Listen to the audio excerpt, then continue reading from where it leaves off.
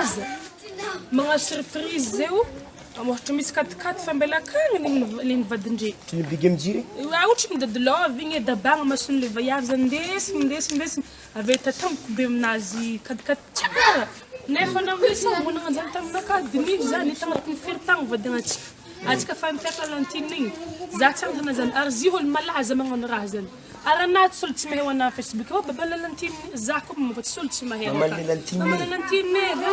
tena zany le tiana amezana surprise ohatra fiainagna mpanakanto aby malaza ko tana aminaka za baka mbô te laza fa mbô tavy magnan'igny za anao zany mila amezana katikati asa fanomanao système misy raiky fa spécial ho ana bébé na niany vadika gagana oazana andraso hitanao anaovantsika zay da gofagna maloha masonaba zay tsy mila mizaha avero i trenenenene mozaha amina ravoravo niany vadiko wallahi nifina tsy bagna ibaka niany magaga lo anakory mosy tonga anaza mizahazaha fô tsy mizaha surprise raha akao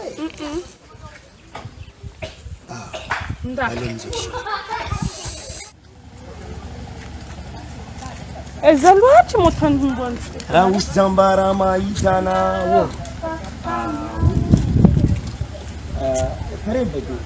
tsy kafiny maso ataovy marindriny azy hely afa marikitry azy takany hely bako katikati izy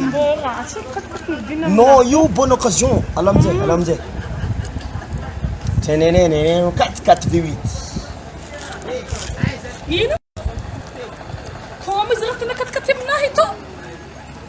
ibaka mahatonga ambany votro tonga ny fianakavianare jiaby koa tonga nisy ery za tsy karaha magnantao tô valeur raha magnantao zazy la mofar pista malazy